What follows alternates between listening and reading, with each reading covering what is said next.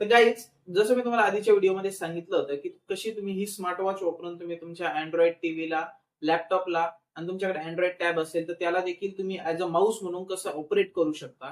तर हा व्हिडिओ त्या व्हिडिओचा पार्ट 2 आहे. आणि तुमच्याकडे ऍपल वॉच असेल तर तुमच्या ऍपल वॉच वाल्या मित्रांना आत्ताच टॅग करा, कारण ऍपल वॉच वाल्यांसाठी हा व्हिडिओ नाहीये. आणि कोणता ऍप वापरायचा असेल हे जाणून घेण्यासाठी हा व्हिडिओ शेवटपर्यंत बघा.